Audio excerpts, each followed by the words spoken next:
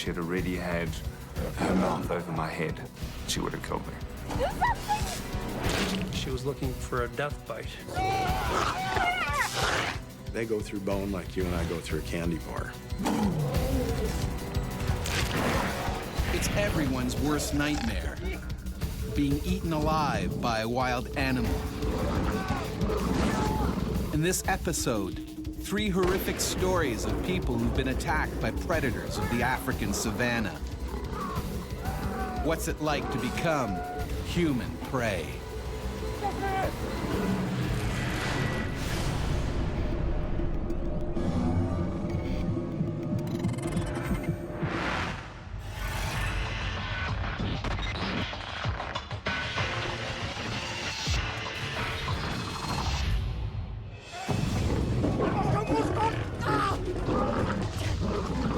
Conservationist Gary Kamasha was lucky to escape alive when he was savagely attacked by a lion on a game reserve. And I thought that this was it.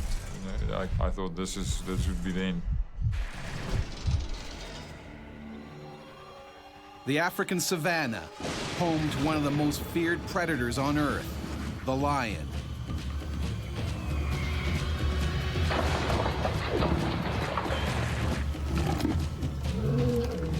Thousands of people have met their end in the jaws of these killer cats. This pride lives in a game reserve in South Africa's Mpumalanga province. And when food is short or they feel threatened, these big cats can turn man-eater.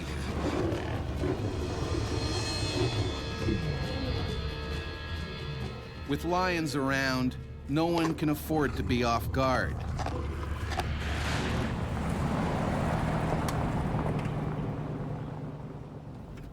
Danger is part of the job for 23-year-old conservationist Gary Kamasha. He manages the reserve's lions, and today he has a problem.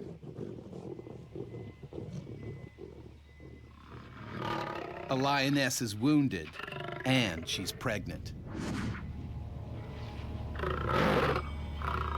This female, because she was injured and finding it difficult to keep up with the pride to feed and to compete for food around the carcasses and things like that, she was getting very hungry.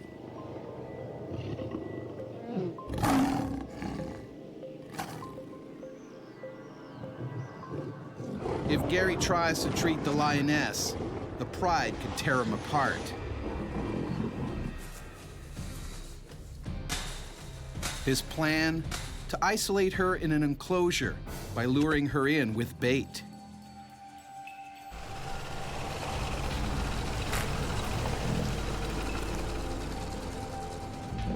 But the dominant males get to the meat first. Some are her own offspring.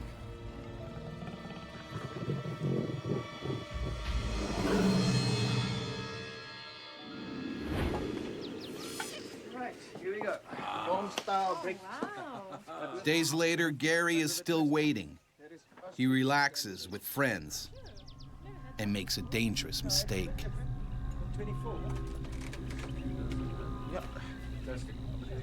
I took off my sidearm and put it to the one side to just be more comfortable and not thinking of anything that can happen at that point. But today will be different. The pride is staying outside the enclosure, and the hungry lioness grabs the opportunity to feed.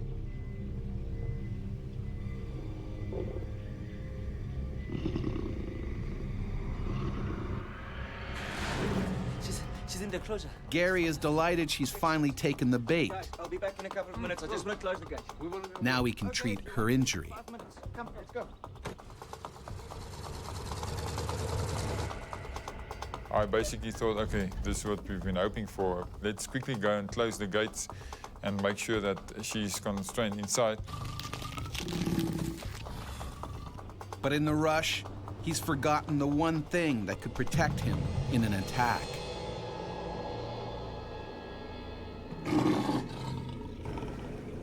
"150 feet from the enclosure gates, they see the pride, the lioness, isn't with them.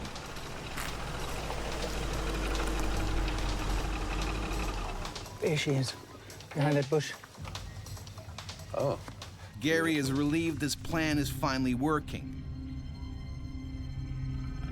But something is wrong. She's not alone. One of the pride's aggressive young males is inside the enclosure and will attack if threatened. This male was always been a bit edgy and agitated, barking at you and coughing, the typical attack bark if you get too close to him. Getting the young lion out is dangerous, but without treatment, the lioness could die of gangrene.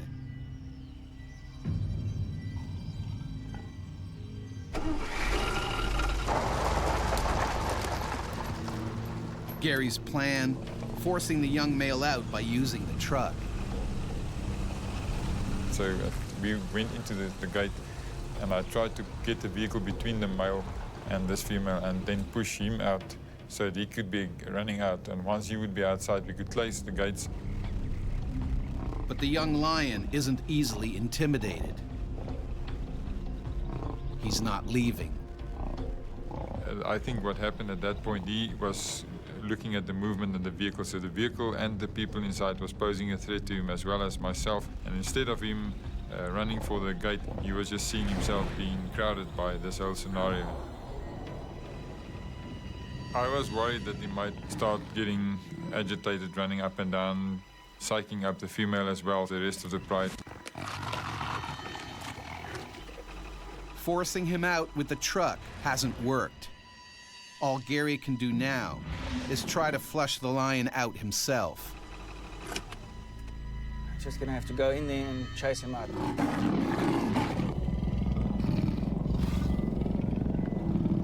I thought I'd go on foot, use the vehicle as protection so the female couldn't really see what was going on, and then chase him out on foot.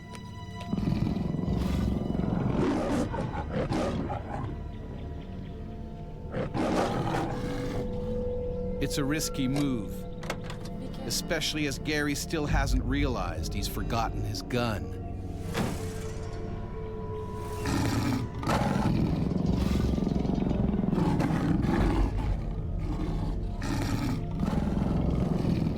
But trying to flush a young adolescent male on foot is a big mistake.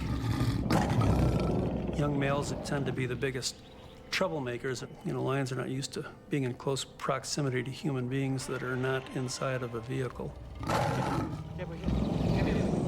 The lion is starting to feel threatened.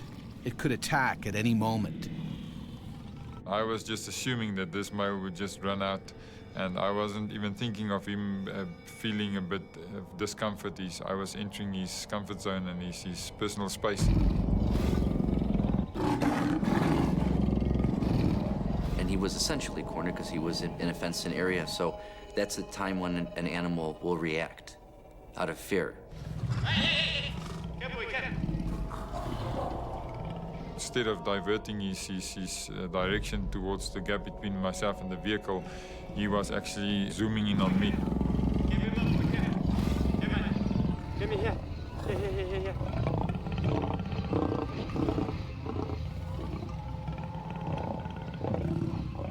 I realized he was coming for me now.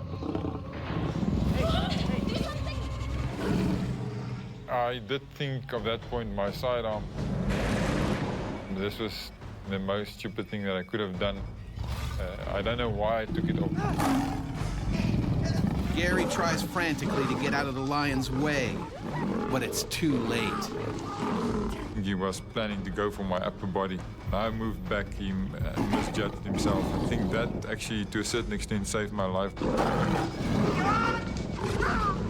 The lion has missed Gary's head, but it locks its vice-like jaws around his leg.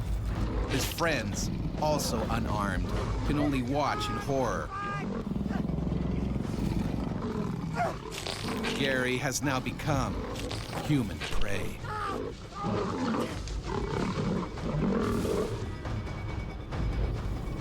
A A lion has savagely attacked conservationist Gary Kamash.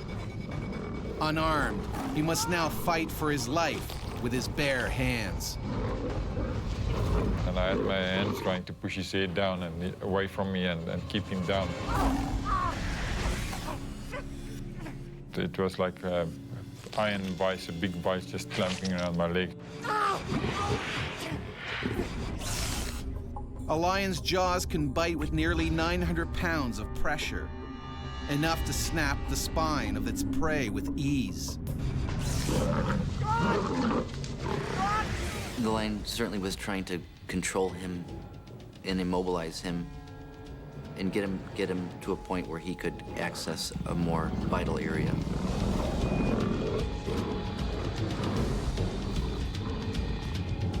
Outside the enclosure, the pride can smell blood. The pride were trying to figure out what's busy happening, where did those sounds come from.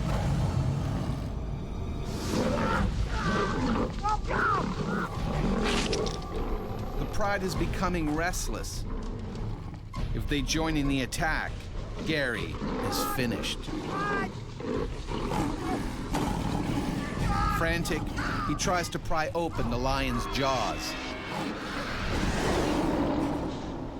I tried to put my thumbs into his mouth between his premolars. I couldn't get in, they were already too close to each other. I just realized there's no way I'll be able to get my leg out of this. Gary's friend Johan tries to find anything he can to use as a weapon. But he comes up empty.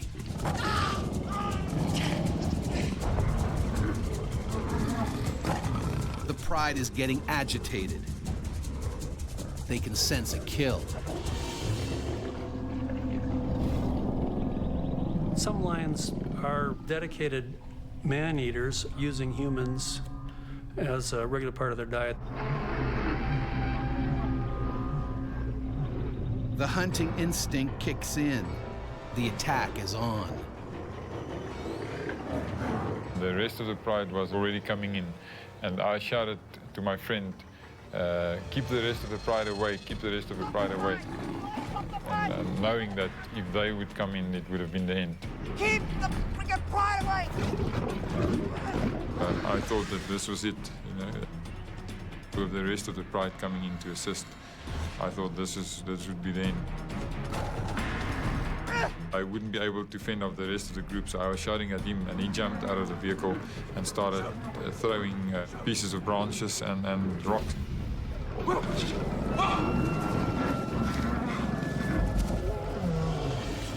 Incredibly, Johan manages to hold the pride back.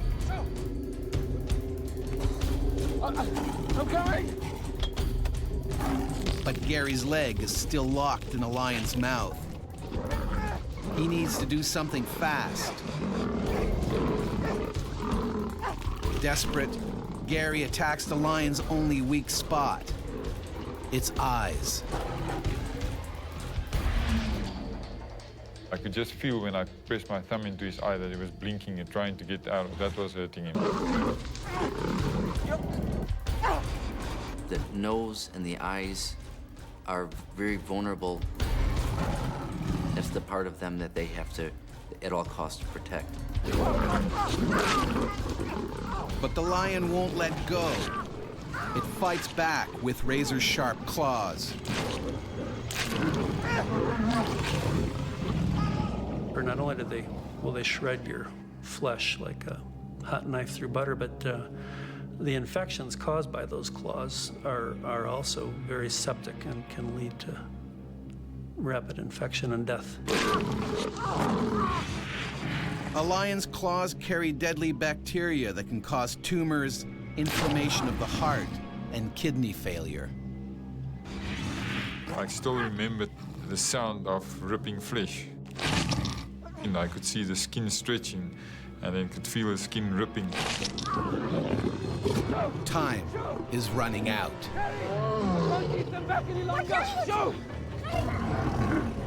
Johan has nothing else to throw at the lions. If the pride attacks, Gary is unlikely to escape alive.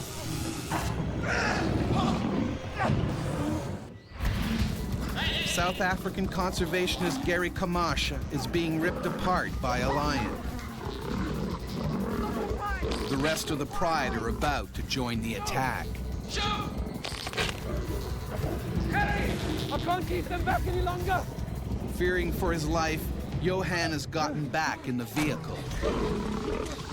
The worst moment for me, Johan shouting, I can't fend him anymore, and his door closing, hearing his door banging, closing up. I realized how close I was to death. Gary struggles desperately to free himself. He punches the lion in the eye, but it won't let go.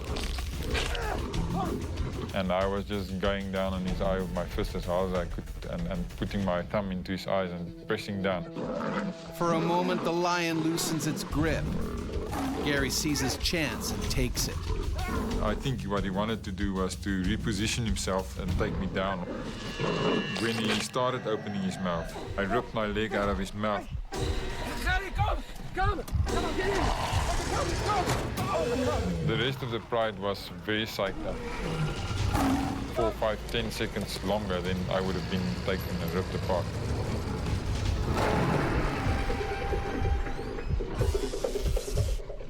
Adrenaline is coursing through Gary's body, numbing his pain. We need to have it checked out by a professional, okay?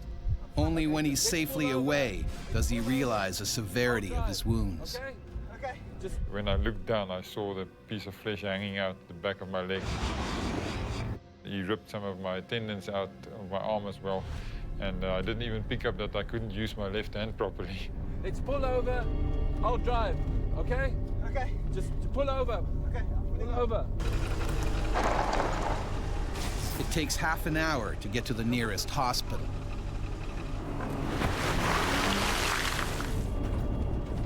On the road down to the doctor, I remember I started feeling very awkward. I started getting a bit nauseous and not feeling well. I was bleeding extensively. Gary gets more than 50 stitches in his leg and arm. He's lucky to be alive. There was a number of things that saved my life that day, and the one thing that was definitely the fact that he was inexperienced and a young lion, and the fact that I saw him coming for me and jumped backwards.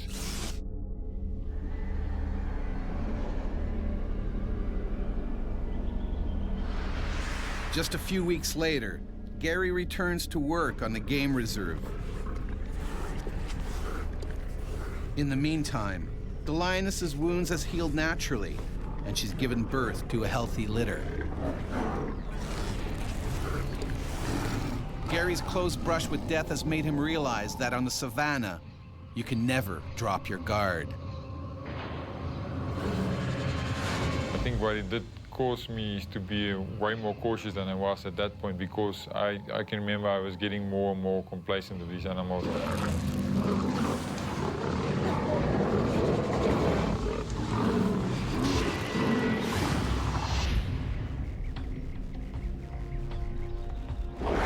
Ever since Homo sapiens first walked the African savanna, we have lived in fear of the mighty lion. These superb predators have ruled their territory for over 1 million years. Unarmed, humans stand little chance. Even today, more than 100 people every year are killed by lions. Humans have always been on the menu of lions throughout history, you know, throughout our coevolution with them.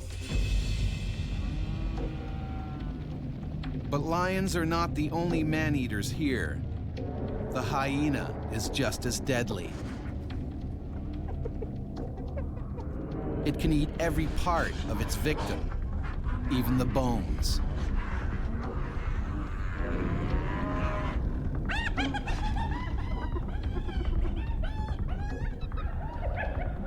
Hyenas are despised because they dig up graves and eat human remains.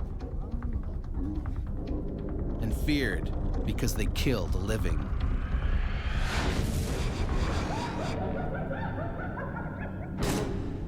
In the 1950s, hyenas terrorized a village in Malawi. They killed and devoured 27 people, many of them children. The stealthy man-eaters crept up on villagers as they slept outdoors during hot weather. They grabbed their victims by the head and dragged them off into the bushes to feed. There was little left for devastated families to bury.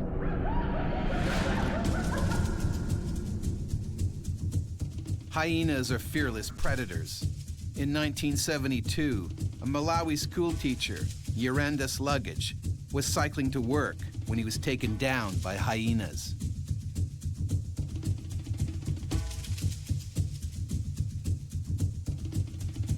He knew there'd be nothing left of him if they dragged him away. He fought as hard as he could, screaming for help. By the time villagers rescued him, he was barely alive. People forget how deadly hyenas can be. Danny Blanche wasn't scared of them until one tried to eat him alive. And I thought, I'm gonna die now.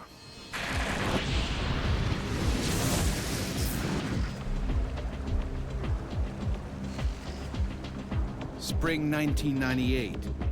Aircraft pilot Danny Blanche is enjoying a week's vacation with friends on the Zambezi River.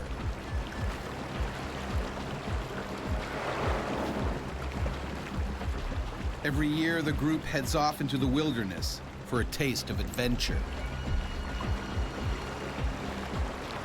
All the time there's exciting moments because there's a lot of hippo. There's crocodiles, lions, and of course, hyenas.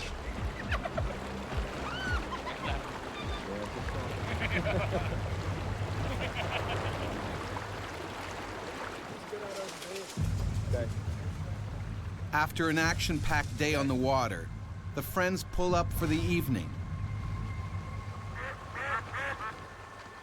A ground crew has set up camp and cooked a hearty meal. We thought we had a very successful trip, so we were a very happy bunch of people.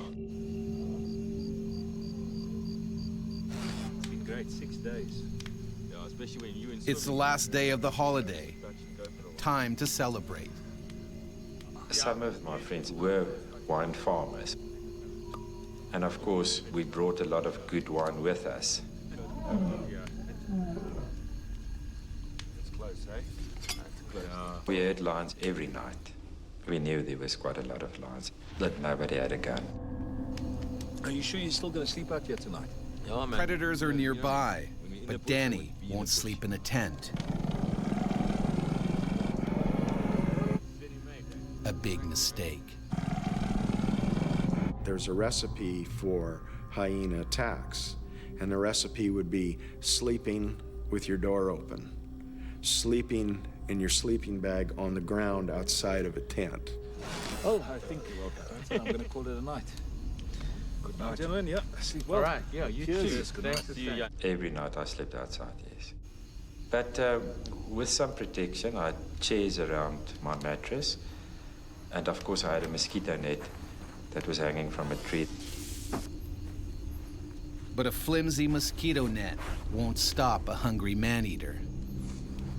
These are animals that can dent a pipe, a 1-inch pipe. They can crush it without hurting their teeth.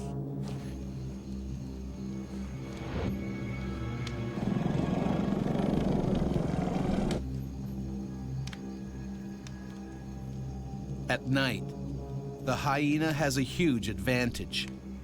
It can see in the dark.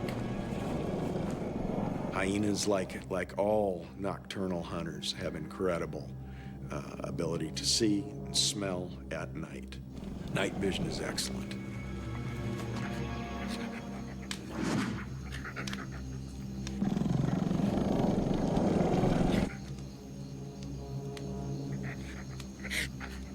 They're looking for garbage. They're looking for the things that were thrown out after dinner. And they come onto something like a person laying there sleeping. That's a carcass to a hyena. You you are a large meal for them, they're not going to check your pulse before they go ahead and grab you.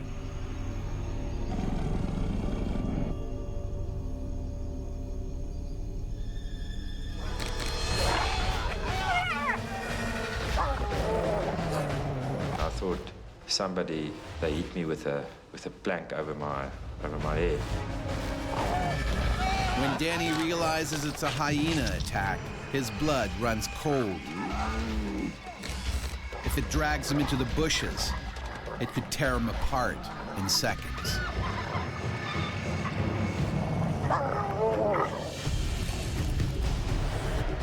Danny Terreblanche is on a kayaking holiday on the Zambezi River when he is attacked by a hyena.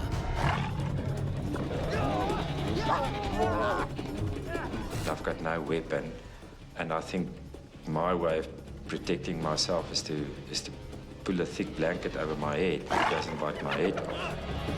A hyena's bite can exert a force of up to 1,000 pounds.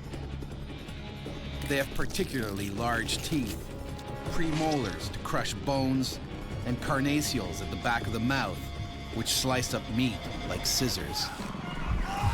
They have the strongest bite of any predator on Earth. Stronger than a lion, stronger than a bear. They go through bone like you and I go through a candy bar. I tried to lie on my stomach in a crawl position, but it was just instinct. Then it grabbed me by the neck and it dragged me. A few feet further into the bushes, and he could be ripped to pieces by the hungry hyena. He will proceed to drag you off and start eating you. That's what would happen.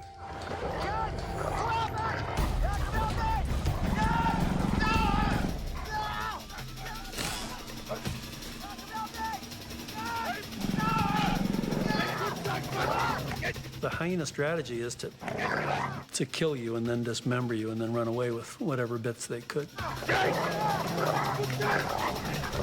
Without the support of the rest of the pack, the hyena cannot fight for its meal.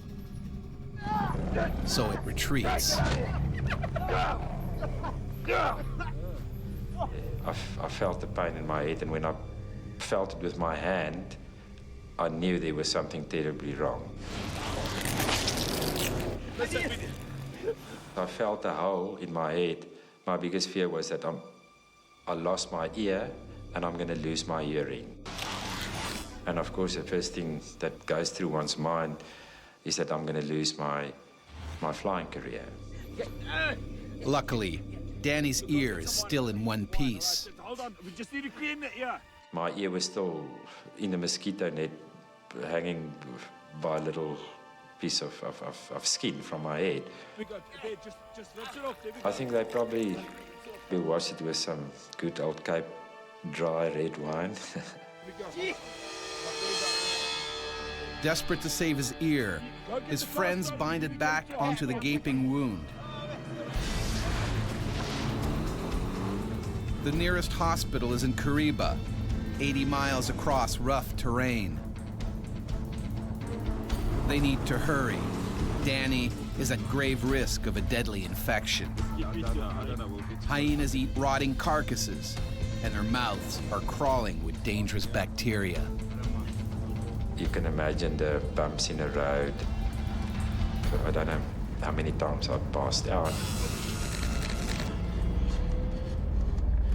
Adrenaline from the attack is wearing off.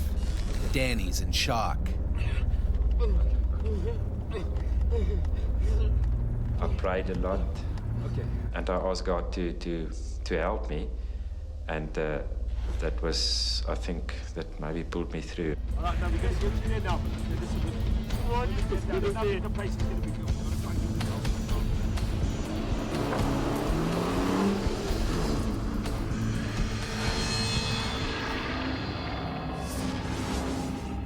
It takes them nearly 9 hours to reach Kariba. The town only has a small basic hospital. The doctor does what she can to save Danny's ear. She had to stitch it back onto my head, but there was no anesthetics. My friends had to held me on the table while she did the job. That was very, very painful. Danny's then flown back to South Africa, where a plastic surgeon performs 3 painful operations. His ear is finally restored, and he can resume his flying career.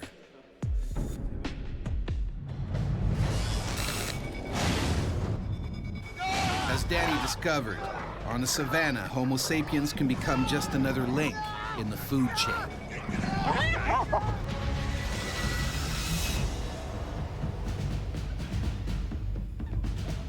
Humans aren't the usual prey for hyenas and lions. But when food is scarce, these animals will attack almost anything.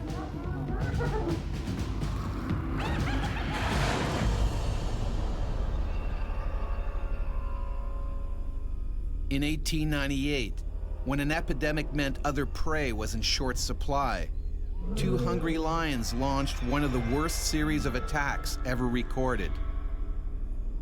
The man-eating pair are thought to have killed more than 100 railway workers in Kenya.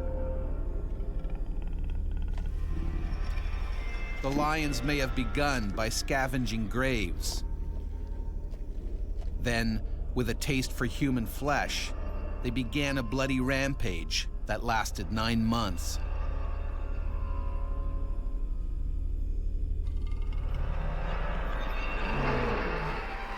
Work came to a standstill. Night curfews were imposed.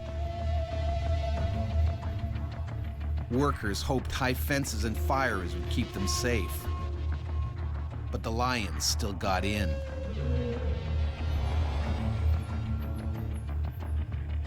They pulled their prey from their beds and dragged them off into the bushes to be devoured. Chief Engineer Lieutenant Colonel John Henry Patterson knew he had to kill the lions if the railway was to be built. He tried for months to catch the savage predators. Then, finally, on the night of December 9th, 1898, he managed to shoot the first lion. 20 days later, he killed the second. Patterson became an instant hero. Male lions are extremely dangerous, but the lioness is just as deadly. She is a true hunter of the pride, a ruthless, efficient killer.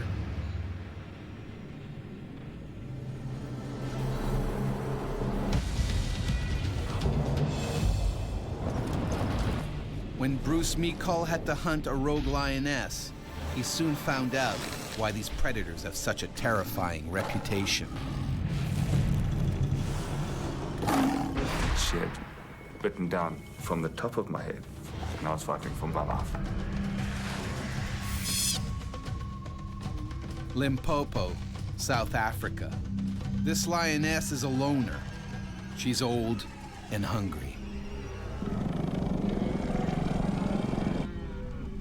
Local villagers are terrified she might start preying on their cattle, or on them.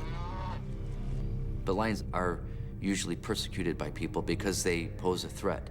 Usually that threat is to their livestock, to their goats or their cattle. Professional hunters are called in to put her down. Leading the team is conservationist Bruce Meikle. He's sad to have to kill such a magnificent animal. Doing the job humanely is his top priority. It's your responsibility to make sure that things are done properly and as ethically as possible. You know, make sure that the animal goes down, you know, in a clean sweep. We had been notified by one of the trackers where the lioness was, so we headed up in our vehicle to that area. There's quite a few things to take into consideration when hunting a lion.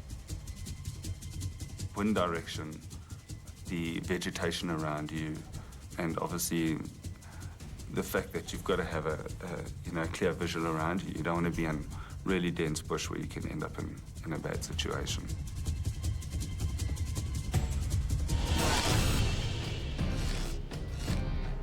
Bruce and his crew begin tracking the rogue lioness. So we started walking, looking for signs to see where she was. Tracks, old kills, things like that. But the lioness has probably already picked up the hunter's scent and keeps out of sight. Lions are very good hunters. They're very good at camouflaging themselves. For 2 days, they search for the big cat, but she remains invisible. The longer it takes to find her, the greater the danger to local villagers. If lions can get away with it, if they have opportunities, they consider humans part of the diet, especially in more harsh environments where prey density of their preferred prey is lower.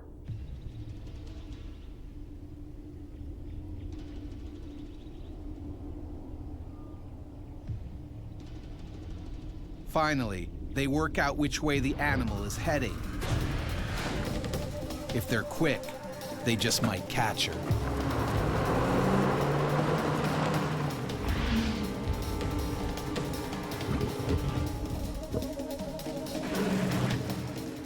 Later that morning, we had actually bumped into her purely through tracking.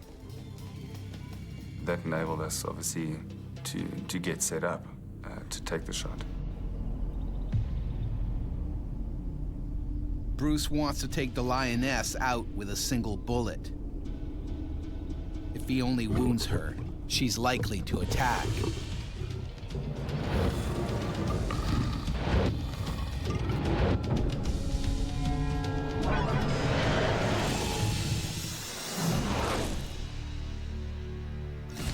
Bruce Meekall has been tracking a rogue lioness for 2 days. He now needs to put her down with a single bullet.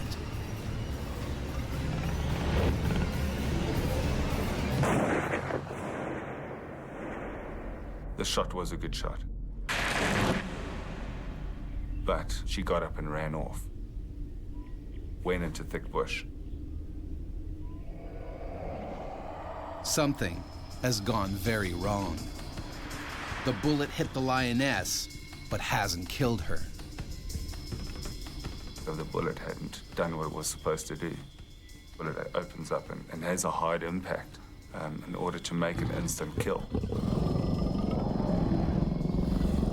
In this situation, it basically just went straight through. If you didn't kill them the first time, and you just wounded them and it wasn't in a vital area and they survived, you would never get a chance again to catch up with them. And if you did, it would be after they killed another dozen or more people. This is hard for Bruce. What should have been a swift, humane kill has resulted in an angry, injured animal.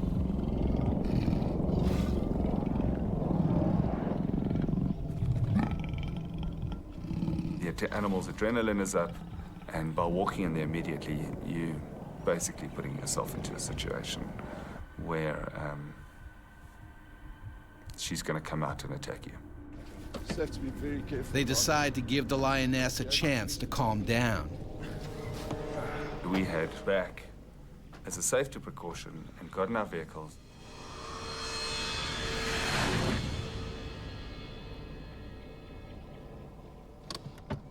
Oh, boys, let's go. An hour later, Bruce sets off again. He knows that he and his team are now vulnerable.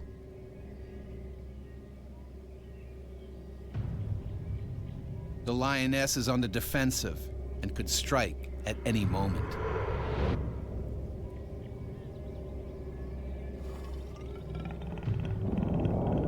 When a lion is badly injured, they'll retreat 2 or 3 times at the most before they'll turn and they'll attack, whether you have 100 people with you or whether it's 1 or 2 people.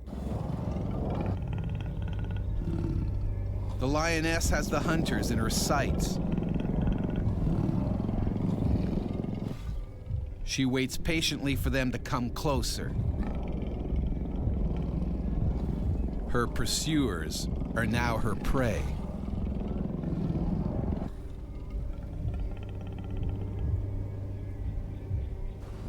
The lions will cover a distance of 100 meters in about 6 seconds. So there's not much chance to get into any position. So you basically turn, point, and take your shot. By the time I reloaded to take the second shot, she had jumped onto me. The attack is savage. The lioness goes straight for Bruce's head. The main thing that they go for is the most vital spot and the most vulnerable spot, and that's the neck and the head. As we came down towards the ground, she had already had her mouth over my head and bit me on the back of my head. With the impact of us hitting the ground, my head bounced out of her mouth. To see teeth and saliva and hair, and I mean, the sound that they make is incredibly loud. The others can't fire. They could hit Bruce. They fling you around like a rag doll. With their strength and power, every time they hit you, your whole body is being thrown about.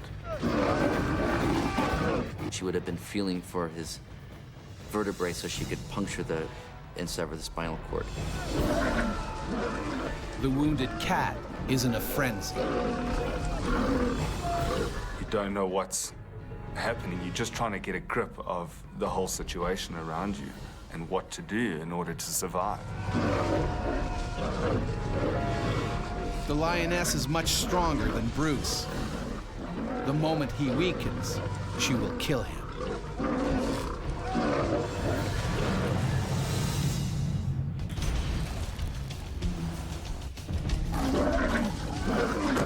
Bruce Mikal has been savagely attacked by a wounded lioness. His team can't shoot her because they might kill him. He's become human prey. Once they go into attack mode, they don't turn back. And then they're gonna press that attack until either you're dead or they're dead. All you're thinking about is trying to survive. Trying to get yourself into a position of maybe having an inch of control. He must try to keep the lioness from moving long enough for his team to shoot her without hitting him. Bruce is an experienced hunter. He knows the lioness will try to gut him with her back claws. My natural instinct was to pick my legs up so she didn't disembowel me. And when she came for my face, that's when I stuck my arm in her mouth. Bruce has disabled 2 of her deadly weapons, her teeth and back claws.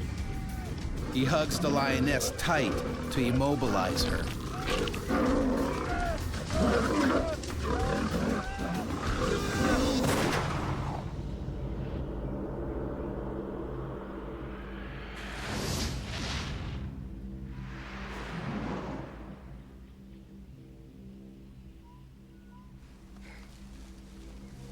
The ordeal is finally over. But even though she nearly killed him, Bruce can't help regretting that this superb creature had to be put down. In the instance when she had died, there is...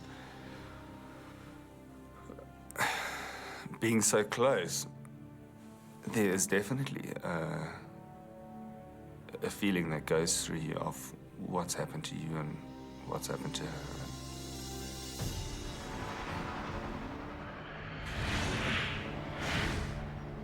Shock sets in quickly. Bruce needs urgent medical attention.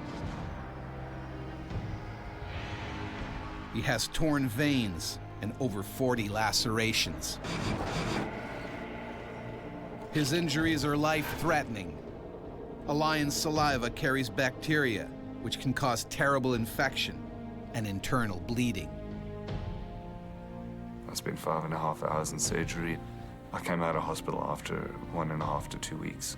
You know, then it's a long recovery, I think, from there, mentally and physically. Within a couple of months, I'd healed up. I was able to use, you know, my arm again and a bit of therapy that, you know, that helped. On the mental side, I think you've got to accept what's happened to you and move forward.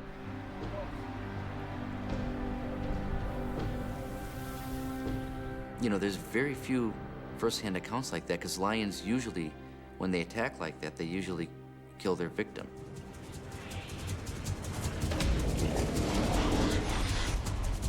Bruce is lucky to survive. Despite his close brush with death, he goes back to work as a conservation manager in the savannah. But he's given up hunting for good. It's hard to go back to doing what you were doing after an incident like that.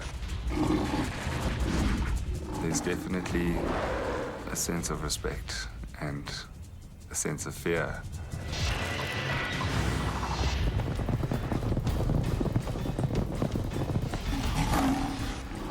Lions and hyenas can kill a person in seconds, but attacks are rare.